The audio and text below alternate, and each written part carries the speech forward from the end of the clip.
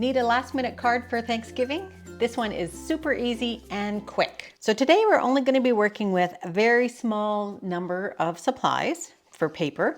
We have some basic white here in our card base, as well as in what we're going to stamp and emboss on. And we have some Blackberry Bliss. I'm just going to put those off to the side to start with, and we're going to work with our Blackberry Bliss. Now, one of the things is we don't have a huge number of Thanksgiving greetings right now in the Stampin' Up! World. And this is October 2024. So we have to sort of make do, and you may need to do this with your own stamps at home. So I'm using the So Sincere stamp set, and this one I'm going to pull out today is So Thankful for You, which is perfect for Thanksgiving. Now, before we actually stamp, I want to show you a trick. And many of you may have sitting in your stash of supplies at the very bottom of the drawer, something that looks like this. It could be also one that's not from Stampin' Up. It could be one that's bright pink, because I had one that was prior to being a Stampin' Up! Branded one, and it's called a Stamp-a-ma-jig. And it sort of predates our Stamparatus. And I want to show you how to use it because many of you may not know. The components is a right-angled piece of fairly thick plastic, about 1.5 inches tall, and then a piece of very thick acetate. On one side it's a little bit textured and the other side is smooth. Does not matter which side you use. And it also is a square, so it has a right angle. And that's key for doing positional stamping, which is what we're going to do. So it doesn't matter whether you have your words on straight or not. So let me show you. This one's fairly straight, so let's put it on crooked. And I know some of you just stamp crooked because it's easier, but this is a great way for you to get a straight stamp. So we are going to just stamp onto our piece of acetate first. And what we're going to do is just ink up. And then with this plastic piece right in the corner of the Stamparatus, we're going to take the square edge of our block and we're going to butt that right up against that square edge as well. And then just stamp it down onto the acetate. And when you do, you get it looks great actually there, but we're going to make that straight. So now what we're going to do is we're going to take our piece of cardstock, and I'm just going to line mine up with my glass mat and the grid on it. And I want this to be over here somewhere. So I'm actually looking a little bit at my grid lines, and I'm hoping that that is straight, fairly straight, top to bottom. And I'm looking at, actually I'm going to pull that down just a little bit, I think. I'm looking at the grid lines, I'm looking at the bottom of the paper. I'm going to pull this piece back in again. Hold this in place, and I'm going to put it in the exact same place it was when we stamped. So I'm going to hold this down fairly firmly, going to remove my acetate sheet, make sure my stamp is inked up. I'm going to do the exact same thing, make sure it's butted into that right angle and stamp straight down. And I should have something that is fairly straight. Let me just check that out. Yeah, it looks pretty straight. It's a little hard when you're looking at it from an angle. If I were doing this at home, I would probably be much more over top of where I'm stamping. So now let's continue with the rest of the card. So I'm going to take the Leaf Fall embossing folder. This is a 3D embossing folder, and I'm going to put our piece in, and that's why I stamped over here, because there's leaves over here, but it's empty over here. And I love this embossing folder has that option. So I'm going to place that in there. And even if I get a leaf over top of some of the words, not so bad. And I'm going to make sure that I'm over as far as I can be in position.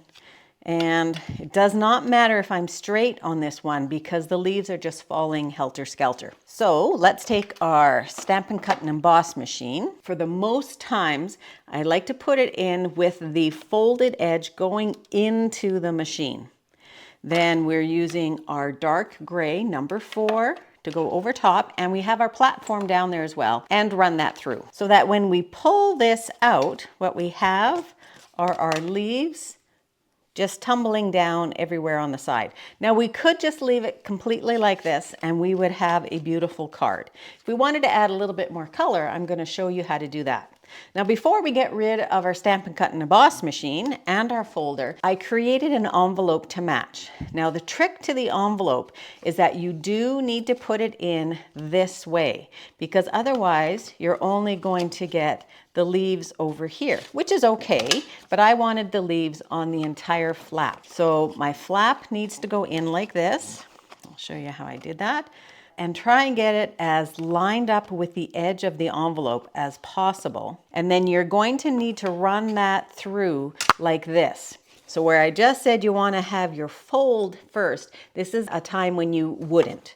So you're going to run that through your Stamp and Cut and Emboss machine just like that, and then you have a beautifully embossed envelope as well. Okay, so let's add some color to this. So I'm going to use 3 colors. I'm going to use Blackberry Bliss, which is my darkest color, Crushed Curry, and an unusual color combination that we're using here. This is Cherry Cobbler, and I have my blending brushes for each one of those colors, which we're going to use.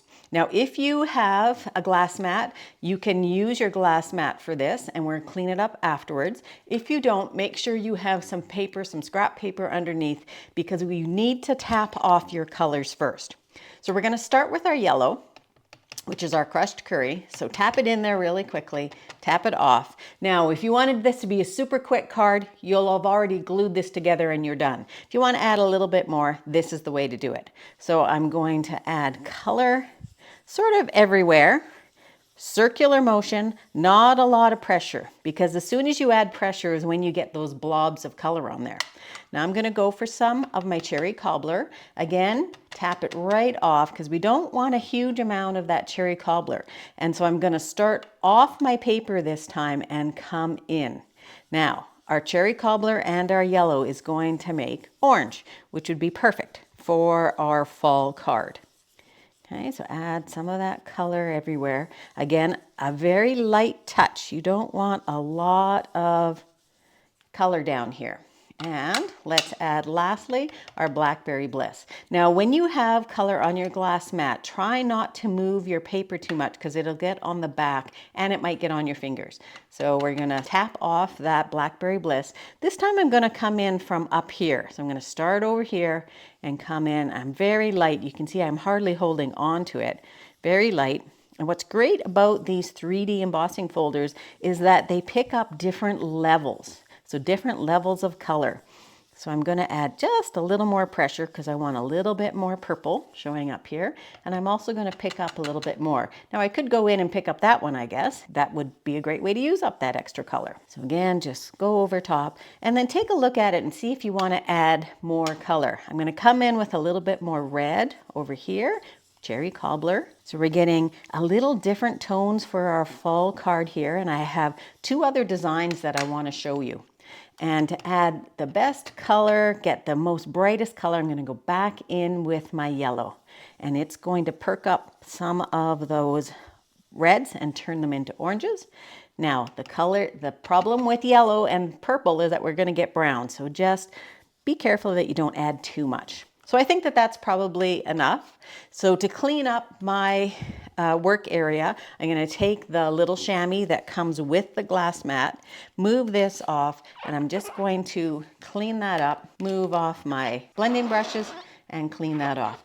And then I will take this and I'm going to rinse that off before I use it next. Okay, so now we have all of our colors here on our card. We're just going to glue it together, and I'm going to use my liquid glue to do that. My Tombow, which is probably my favorite adhesive because it works really well and has a really strong hold, and it's repositionable as well. If you use it when it's dried already, you can use it as a repositional. Can't say that I've used it much that way, but while it's still wet, I can move it around to try and get it centered on my card, just like I'm doing right now.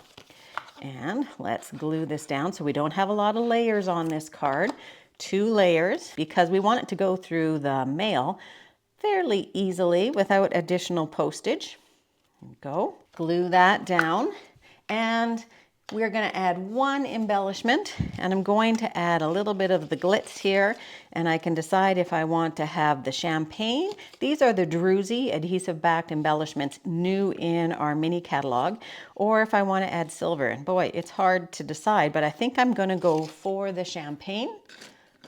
Use my take your pick tool for that, and I'm going to go for the small one, which is really not all that small, and just one, just to finish it off. I've left the envelope just plain on this one, but you could color it, and I'm going to show you that with the two other versions I have. So there's the card that we made together. So go ahead and grab the measurements out of my blog, and please subscribe to our channel so you don't miss anything that we provide in YouTube form. Here's some other varieties. So here you can see where I've colored the envelope using the exact same process. And here is one that has more yellow tones to it. So for this one, I used crushed curry, and I used pecan pie, and I think I have a tiny little bit of pumpkin pie in there. And then I have one more for you that's a little bit more in the oranges side, also with the matching envelope. And this one here has cherry cobbler, crushed curry, and Cajun craze. So you can decide which one of those you like the best, and you can make super quick cards for anybody on your Thanksgiving list. Thanks very much for joining me. Please subscribe to my email so that you get weekly updates, fresh ideas, exclusive ideas that are only for my email members. Thanks very much. Have a great paper crafting day.